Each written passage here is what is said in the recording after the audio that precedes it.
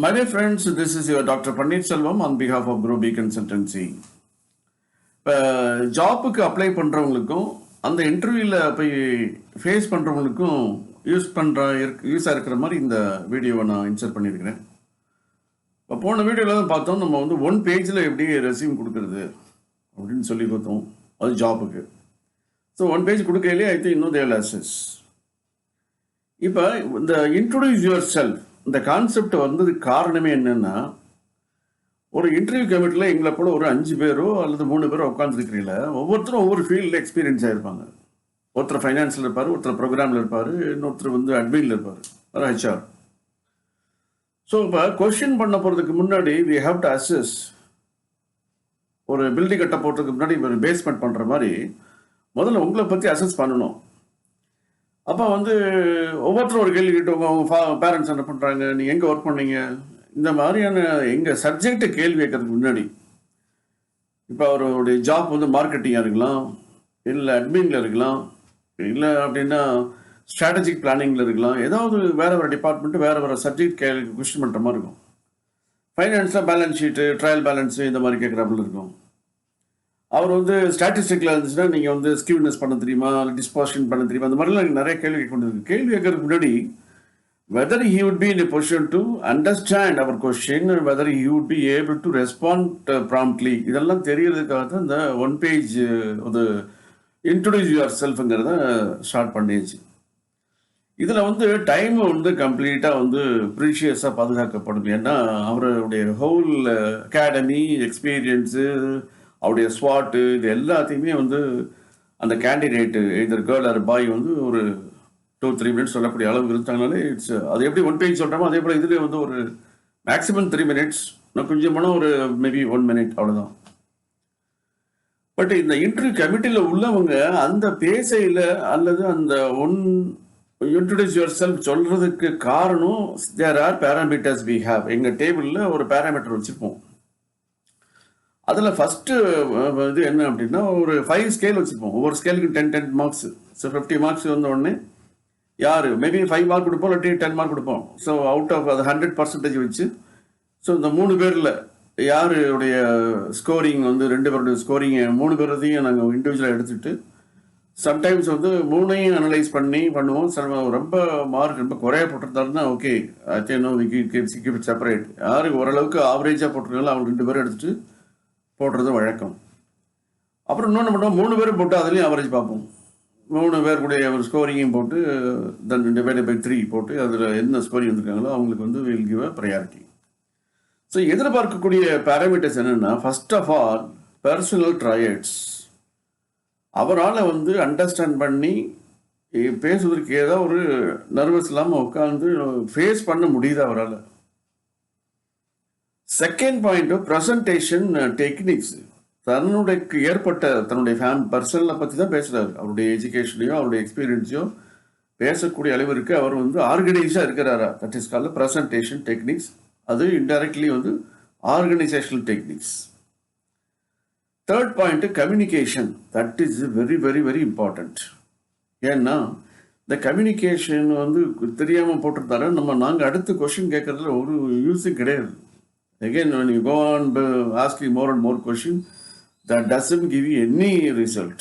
அதனால வந்து கம்யூனிகேஷன் நல்லா இருக்குதா, வெதர் இஸ் மதர் டங்காக இருக்கலாம் ஆர் இங்கிலீஷாக இருக்கலாம், அந்த லாங்குவேஜில் அவருக்கு தெரிஞ்ச லாங்குவேஜில் அவரால் ஆர்கனைஸாக பேச முடியுதா.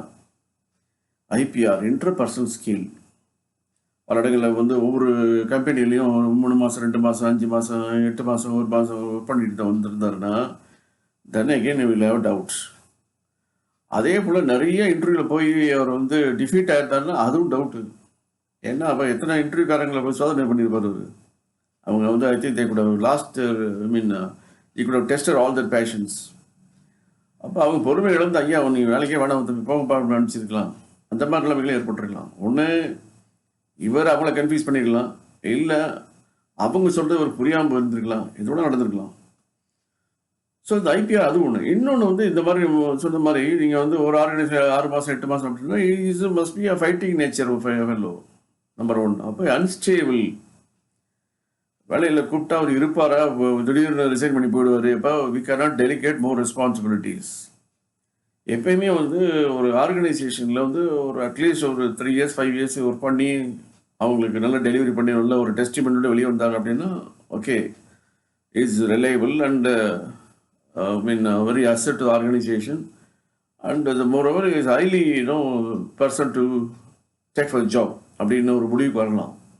பட் இவர் அங்கங்கே ஷார்ட் ஸ்டே இருக்கிறாரு, அங்கங்கே ஃபைட் பண்ணியிருக்கிறாரு, மேனேஜ்மெண்ட்டோட பிரச்சனை பண்ணியிருக்காரு அப்படின்னா I think that will be a problem. That's what I want to test IPR. ஐபிஆரில் வந்து அவர் ஜாப் மாறி வர்றதுக்கு காரணம் it's going to growth excellence or he has got very potential. அவருக்கு ஏற்ற ஆர்கனைசேஷன் கிடைக்கல, அதனால வந்து வேற we served he was really delivering very good services but still he goes for he has a thirst to try for better job better position அப்படிங்கிற மாதிரி வரையில் probably that IPR is okay. Finally வந்து confidence level. அவர் இப்போ நம்ம ஒரு ஜாப்பை எடுக்கக்கூடிய job வந்துச்சுன்னா அந்த நம்மளுடைய சொன்ன மாதிரி problem solving technique and able to dedicate himself and not only problem solving, understanding the problem, understand situation, accordingly he acts promptly diligently அப்படிலாம் இருக்காங்க. பார்த்தா இந்த 5 பாயிண்ட் தான். இவர் பேசுகிறே இந்த பாயிண்ட் எல்லாம் கடை எங்களுக்கு மார்க் வந்துகிட்டே இருக்கும். 5 பாயிண்ட்ஸ் ஒரு 3-4 மினிட்ஸில் அந்த பாயிண்ட் முதல்ல விழுந்துடும். திருப்பி அகெயின் அதை பேஸ் பண்ணி எங்கள் கொஸ்டின் எங்கே விழுகும் அப்படின்னா கம்யூனிகேஷனில் விழுகாது, ப்ரெசன்டேஷன் டெக்னிக்கல் கொஸ்டின் வராது, ஐபிஆரில் எங்கே ஒர்க் பண்ணார் அந்த மாதிரி வரும். ஸோ அது அப்படியே நீங்கள் வந்து அவர் பேசையில் வந்து என்னென்ன பேசலைன்னா அவர் வந்து அவருடைய ஒர்க் எக்ஸ்பீரியன்ஸில் சில கொஸ்டின்ஸ் வரும். எஸ்பெஷலி இதில் அகாடமியில் ஒன்று கொஸ்டின் பண்ண முடியாது. அதனால அவருடைய அகாடமிலையும் அவருடைய ஸ்கில் இதில் தான் ஒன்று தான் பண்ண முடியும், வேறு எங்கேயும் கொஸ்டின் பண்ண முடியாது. ஆர் அதர்வைஸ் இந்த ஆர்கனைசேஷன் எதிர்பார்க்கக்கூடிய சப்ஜெக்டில் அவர் வந்து டெலிவரி பண்ண முடியுமா, டெலிவரி பண்ண முடியாதா அப்படின்னு முடியுது. சரி, சப்போஸ் எல்லாத்துக்கும் ஆன்சர் தெரியணும்னு தேவையில்லை. இன்டர்வியூ கமிட்டியில் வரவங்க சொல்கிறவங்களுக்கு எல்லா ஆன்சர் தெரியும் தேவையில்லை. ஆன்சர் தெரியாட்டியும் கான்ஃபிடென்ட்டாக மேனேஜ் பண்ணக்கூடிய எபிலிட்டி தான் தட் இஸ் ஓகே, அவ்வளோதான் எதிர்பார்க்குறது. See, you cannot expect everybody knows everything. So that is totally impossible. It's absolutely impossible. Virtually speaking, we want to know whether he has that kind of willingness, dedicatedness to face the challenges. இங்கே வரக்கூடிய சேலஞ்சஸை எதிர்கொள்ளக்கூடிய அளவுக்கு இருக்கிறாரா, இதுதான் பார்க்குறது. So அப்போ வந்து இப்போ நீங்கள் ஆர்கனைஸ் பண்ணல இந்த இது முடிஞ்ச உடனே இந்த சப்ஜெக்ட் கொஸ்டின் அதுக்கப்புறம் தான் ஆரம்பிக்கும். அப்போ ஒர்க் எக்ஸ்பீரியன்ஸ் போகிறதுக்கு முன்னாடி அங்கே என்ன லேர்ன் பண்ணிட்டார், என்ன டெக்னிக் அடாப்ட் பண்ணார், ஸோ அங்கே ரிசைன் பண்ணதுக்கான ரீசன் என்ன, இதெல்லாம் கேட்டுட்டு அதுக்கப்புறம் இங்கே ஒரு எக்ஸாம் ஃபைனான்ஸ் ஆகி இருந்துச்சுன்னா பெலோ த பட்ஜெட் தெரியுமா, இல்லாட்டி அபோவ் த பட்ஜெட் தெரியுமா, இல்லை சப்போஸ் அந்த பேலன்ஸ் ஷீட்டில் இந்த டிப் லாஸாக இருந்தால் அதற்கு ஏதாவது ஆல்டர்னேட்டிவ் டிஃபர்டு பேமெண்ட்டு மாடல் ஏதாவது தெரியுமா, இதெல்லாம் கேட்கக்கூடிய இது வந்து எப்போ சப்ஜெக்ட் எப்போ வரும்னா எப்போ வந்து ஒரு 5 மினிட்ஸ் இன்ட்ரோடியூஸ் பண்ணி முடிக்கிறாரோ அதுக்கப்புறம் தான் அந்த committee will decide whether we can interact with more questions அந்த சப்ஜெக்ட் ஆர் அவர் சொன்ன பாயிண்ட்டுக்குள்ளே நம்ம அதுக்குள்ளேயே சில நேரங்களில் வந்து அவர் என்ன பேசினாரோ எப்படி இன்ட்ரோடியூஸ் பண்ணாரோ அதற்குள்ளேயே வந்து 2-3 கொஷின்ஸ்லாம் இருக்கும். அதுலேயே ஒரு கான்ஃபிடன்ஸ் லெவல் வந்துருச்சு அப்படின்னா வில் கெட் செலக்டட். ஸோ இது வந்து ஃபர்ஸ்ட் ஆஃப் ஆல் வந்து ரெஸ்யூம் பார்க்குறது. செகண்ட் வந்து இன்ட்ரோடியூஸ் யுவர் செல்ஃபில் ஒரு 3 மினிட்ஸ் ஒரு 4 மினிட்ஸுக்குள்ளே அவர் எப்படி வந்து ப்ரெசன்ட் பண்ணுறாரு, அந்த ப்ரெசன்டேஷனில் whether he is able to cover himself without putting this interview committee to ask any more further questions. அதுக்குள்ளேயே கொஷின் பண்ணக்கூடாது. நீங்கள் வசிச்சுட்டு இருக்கிறீங்க, நீங்கள் நியூக்ளியர் ஃபேமிலியா, உங்கள் பேரண்ட்ஸ் இங்கே இருக்காங்க, உங்கள் மிஸ்ஸஸ் ஒர்க் பண்ணுறாங்களா, அவங்களுக்கு உங்களுக்கு குழந்தை இருந்துச்சுன்னா அதுக்கப்புறம் வந்து ஹூவில் சப்போஸ் நீங்களும் ஜாப்பில் இருக்கீங்க அவங்களும் ஜாப்பில் இருக்காங்க, who take care of the child, இந்த மாதிரியான கேள்விகள் எல்லாம் வராமல் இருந்தால் பெட்டர். அதே போல் அவர் வந்து கரஸில் படிச்சிருக்கிறாரு, அங்கே ஐஐடியில் வந்து படிச்சிருக்கிறாரு, ஐஐடிக்கு முன்னாடி வந்து வேறு இடத்துல பண்ணியிருக்காரு. இந்த மாதிரி ஒரு கன்ஃபியூஷன் வராமல் உங்கள் ப்ரொஃபைலை நீட்டாக ப்ரெசன்ட் பண்ணுறது தான் that is called the prelude presentation before the interview committee. So முன்னாடி சொன்ன மாதிரி அந்த நீங்கள் கொடுக்கக்கூடிய ஃபஸ்ட்டு ப்ரெசன்டேஷன்லேயே சம்டைம் ஒர்க் அவுட் ஆகிடும். So now next video let us see that how your presentation should be and what are the contents should be incorporated and how will you present yourself. and how you submit your profile before strangers or before the interview committee members. அப்போ ஒரு கன்வீன்சிங்காக ஒரு rehearsal எடுத்தது மாதிரி ஒரு ஆர்கனைஸ்டாக எப்படி வந்து நம்ம அந்த 3-4 மினிட்ஸை அக்வயர் பண்ணி அந்த either 3 பிரெயின்ஸோ ஒரு 5 பிரெயின்ஸோ நம்ம கேப்சர் பண்ண போகிறோம். That is a challenge. அது பெரிய சேலஞ்சு கூட சொல்ல முடியாது. Only thing is you have to organise your self. நம்ம என்ன சொல்ல போகிறோம், நம்மளுடைய கருத்துக்களை எங்கே முன்னாடி டேபிள் வைக்க போகிறோம். That is enough. ஏன்னா இந்த மாதிரி கான்ஃபிடன்ஸ் லெவலில் சொன்னதுக்கப்புறம் சப்ஜெக்டில் சில நேரங்களில் ஆன்சர் தெரியாமல் போனதுக்கு ஒளியூருக்கு ஆன்சர் தெரியாமல் போனவங்க நிறைய பேர் இருக்காங்க. ஆன்சரே I have not known this, I have not ஸ்டடிங்கிற மாதிரி ஈவன் ஐஏஎஸ் லெவல்லையே வந்து சொல்லியிருக்கிறாங்க. Have you been ever involve in the Panchayat Raj? No. Have you ever been involved in the community development programs? No. Have you ever been in connection with the community banking system? No. So these are all very important things nowadays, especially for the agriculture and the MSME sectors. See, these are all things which I know, but I have not studied. But if I gain the confidence, if I after studying, definitely I think I can deliver effectively. I was selected for the IAS. So அதனால் that confidence that alone speaks. அந்த ஜாப்புக்கு பொருத்தமான ஒரு profile இல்லாமல் கூட இருக்கலாம்.